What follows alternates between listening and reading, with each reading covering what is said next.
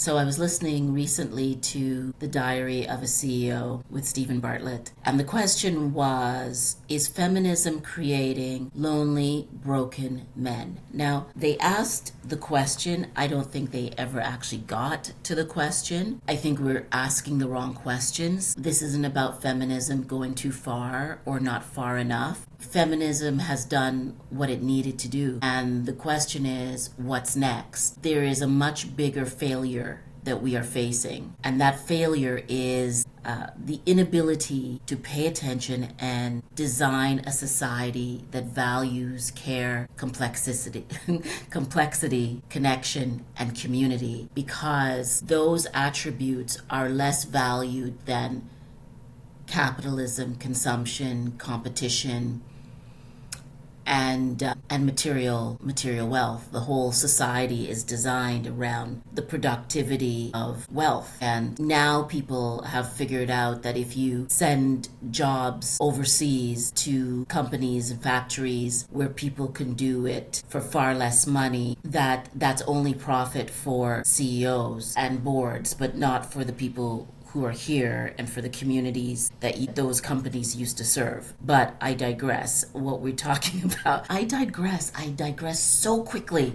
I want to talk about what's wrong with the question of, is feminism or has feminism made men more lonely and broken and sexless, which I think is a fantastic question, but not the real question. And my belief is that feminism was necessary and is still necessary, but it was never meant to deal with everything. The revolution we need now is not ideological, it is holistic. It is economic, it's entrepreneurial, it's spiritual, it's communal, it's regarding our well-being. And we'll never get there if we keep using frameworks built on binaries of competition and outdated assumptions about what care looks like.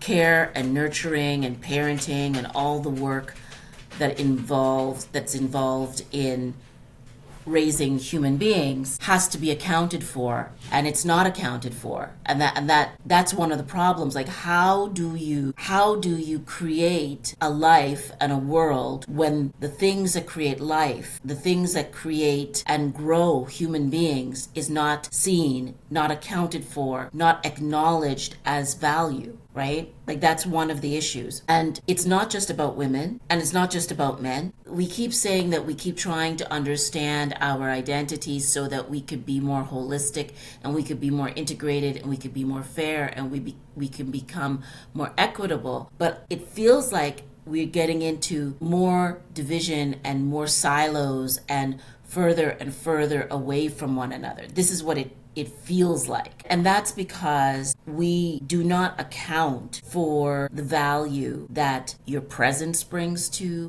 a situation or to a life, the value of parenting, the value of human beings, and our presence to one another, our gift of beingness to one another. And it was so fascinating in that podcast because, there were a lot of things that were really fascinating, but one of them was towards the end in the episode, one of the interviewees asked Stephen Bartlett whether he would take 3 years off to raise his child if he hadn't, if he could. And of course he can. He said he has the financial wherewithal to do that. And he said no. And nobody pushed back on it. And then the comment was, he can say that because he's a man. But I think the question was absolutely wrong. The question, like, how can you ask a person who doesn't have children what they would do if they had children? You can never know. That's one of the challenges of becoming a parent, is that they're parent just well and to support another human being. There's a level of sacrifice that no one can prepare you for, that no one can explain to you, because it is dictated by the human being that you have adopted or given birth to or have brought into your life. It is dictated by who you become in that process. It's dictated by the circumstance in which you are living, the person or community in which you have the child, and the kind of help and support that you have. So the question was actually false. There was no way for him to answer it. And I think he should have actually said, I have no idea, because you just can't know until you are there. But here's the truth. That was never the right question. Why do we think that in order to bond with your children, one person has to be the main parent and pause? Why do we assume that raising children means leaving something behind? We assume that because that's how we're structured as a society. We were born out of this agricultural industrial age where unless you were an indentured servant or slave, or working on a farm, if you were a woman who was married to a man, you were the one who was supposed to be responsible for the care and the raising of the children during the day, and the man was responsible for the economy of the family. And now that's all changed, but the system is still based on that structure. And as a mother of four, as someone who has built businesses, led teams, run for office, and raised a family and is still involved in being part of a family, I can tell you there is no pause, that parenting is something that is part of. And the fact that we keep trying to silo parenting and put it into a box, that's part of what's wrong. It actually is co-creation. And to frame it as that you have to stop doing other things in order to parent is part of the problem. The real question isn't, would you step away from your work to raise a child? The real question is, how do we build a life that allows us to make a living and also raise our children in a community? And it's really difficult in a society that sees even raising a family as a commodity, as something that is about the achievement mind, that families and friendships and communities being the basis for a healthy society. We keep at the thread of being a family, and we keep pulling away from what it takes to be a caring society, and we keep investing and trying to encourage people to be individuals. You are an individual. There's no doubt about being an individual. You are a unique being, every single one of us. But also what is unique about being a human being is that to be human is to be in relationship with other human beings. That's why I love this term Ubuntu, that South African term, that we're only really human in the presence of other human beings, in relationship to the relationships, or being relational with other human beings. That our presence, our magnificent presence, matters, and that others matter to us. We matter to them. And I think this is the piece that keeps us from really flourishing and really moving forward, because we're still in the zone of, I am an individual, I compete. People are lonely. I'm going to tell you, people are lonely because we're being conditioned into believing that the individual is more important than the community, and that you only matter because of your material wealth, or how smart you are, or what you do, or what you represent, your title. Your very presence is not valued in this society. And it's wrong, because our presence is healing. We loving, looking at someone, looking them in the eye, holding them, touching them with our voice, with our ability to listen to their sorrow, their pain, their hope, their goals, their secrets, their whatever suffering they have, just to be there with someone. That is healing, right? Feminism fought for choice and opportunity and freedom. But the problem is capitalism has never been able to value, well, not just value, but see, care, nurturing, and to understand the essential need for it. So we've ended up in a paradox. Women can work, but the systems we work in are still built on the unpaid labor of mothers and aunties and grandmothers and teachers and nannies and caregivers.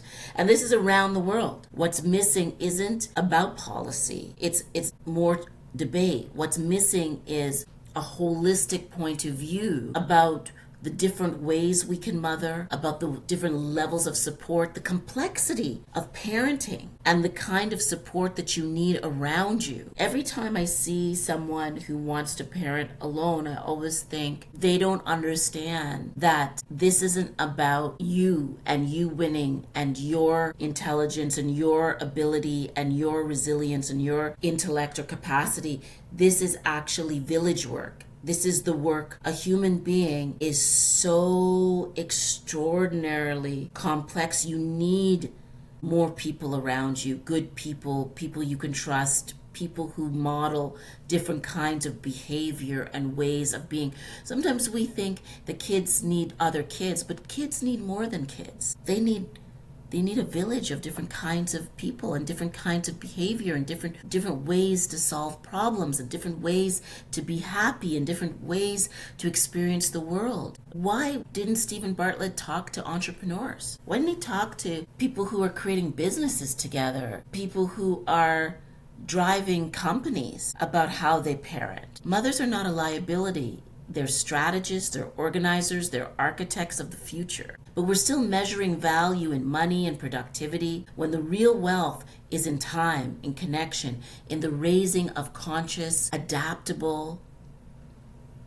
innovative, self-healing human beings. We're still analyzing motherhood, gender, and success through linear, outdated lenses. We talk about feminism like it's the only axis, but what about, dare I say, spirituality and religion? We've thrown religion out. We've said, oh, religion is horrible, when there's so many precepts and attributes in all of the various religions that are about the human condition, that are about learning compassion and empathy and altruism, about relationships and connection. How do we teach these things? Where is the support for multi-generational, diverse, multi-cultural, multi-exploratory ways of caring for families? When I started my family, two people became really critical beyond my husband and I, my mother and my sister-in-law. My mother and my sister-in-law became critical parts of our family infrastructure. My mother-in-law as well in the beginning, and then she passed away early on. And again,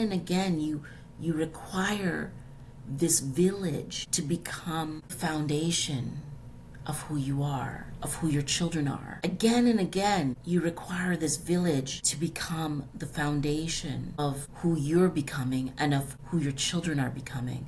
When I became a mother, I didn't just give birth to a child. There were other people who became critical to our family unit. And beyond my partner, beyond my husband, beyond me, my mother, my sister-in-law, my mother-in-law, they were all a critical part of the foundation, the infrastructure of our family. The infrastructure of our family, the village. We don't talk about it. We're still not talking about the right things when it comes to parenting and mothering and understanding what it takes to raise another human being, to raise human beings. We treat families as though they are entities of capitalism, individualistic consumer entities, when we're so much more. We're so much more. I started to understand that no child is raised by one person. No mother should be expected to do everything on their own. But yet in these conversations, we keep reinforcing this myth of independence. We forget the sacred power of interdependence.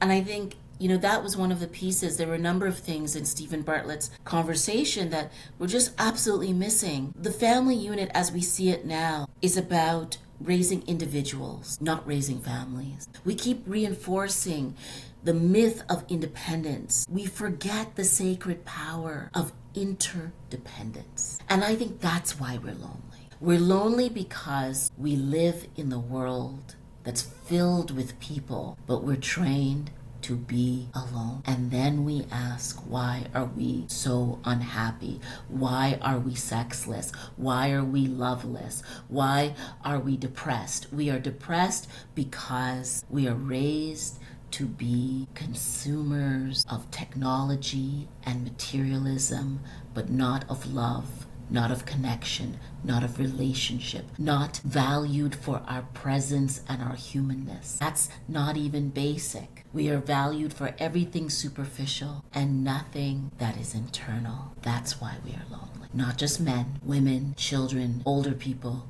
middle-aged people. Loneliness is an epidemic because we live in a society that doesn't value the basics of being a human being, which is to be in relationship with the rest of the world. We need to talk about it and to talk about it more. And let's get one thing clear. This isn't just about men feeling lonely. Loneliness is everywhere, in our young adults, our elders, our parents, our children. It's the spiritual wound of our time. It is the spiritual wound of our time. Loneliness is the spiritual wound. Loneliness is the spiritual wound of our time. How can we be lonely in a world filled with people and tools to be connected? We are lonely because we do not value the things that make us less lonely. We need to talk about it. It's in our young adults, our elders, our parents, our children. It is the spiritual wound of our time. It is the spiritual wound of our time, not because feminism failed, but because we replaced community with comparison and presence with performance. Everything is a transaction now. Not how can I be with you,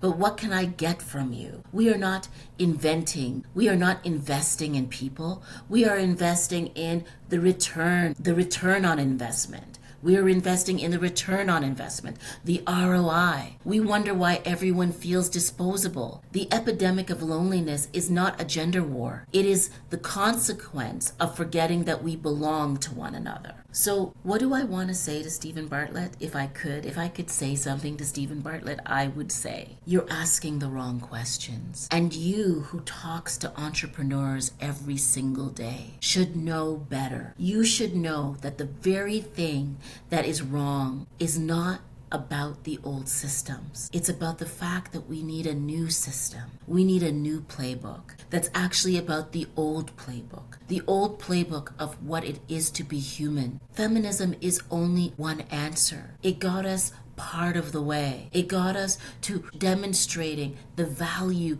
the power, the need for women to be seen as whole human beings, to be treated as equals. But there's a lot of unlearning that we have to do, and there's a whole system that we have to remake and still eat and still grow and still love and still raise human beings that are well. You see, the depression and the anxiety beyond the loneliness, these are the canaries in the mine. The depression and the anxiety, we keep blaming it on the weather, on chemicals, on what women aren't doing. But why isn't it what we aren't doing as a society? We need a new consciousness. We need to reimagine how to care for one another and work, and how work and power and play and love are interrelated. And when I talk about power, I'm talking about agency. I'm talking about feeling empowered as a human being. Not to have power over, but power through. I'm talking about creating a world in which women are not asked to choose between a career and children, but asking society, demanding that society start to understand that to be a human being, number one, is sacred. That rather than just teaching about identity and how to have sex, that we teach about what is love, what is relationship, what are relationships, what is it to be relational, what is it to be in relation with other people, where we teach about the value of being part of a community, of the power of friendship, the necessity of a healthy family, where breath, presence, care, collaboration, and all the things that we call soft skills. All the things we call soft skills are actually the hardest skills. These soft skills are the infrastructure of a healthy, sustainable society. That's what we need to talk about, to think about, to teach, to guide, to mentor. So I reject that question that was asked of you. What would you take 3 years off or out to parent? I say to you, you don't know. You don't know if you would. You won't know until you have a child. And then what you probably do is figure out how to do multiple things and still be the best parent you can be. That's the kind of holistic leadership we require. It's about integration. It's about care. It's about activating the parts of a human being that help them to be well and to heal and to grow and to be nourished and to have self-agency and to have well-being. We are so far away from having the right conversations. We are so invested in linear thinking and blame that we can't talk about the things that are real. As long as we keep having false narratives and false conversations and not looking at the truth, it's not about hooking up or even about freedom. It's not about men or women. It's about human beings. What does a human being require in 2025 and beyond to become a whole human being? And if we can answer that question, we can start to address the loneliness epidemic and this kind of death that we are cultivating, that achievement is more important than connection. My friends, tell me what you think about this. Let's talk about it more. Let's talk about this new consciousness and what we need. Until next time, ciao for now. Maybe Stephen Bartlett will reach out to me. I doubt it, but you can hope.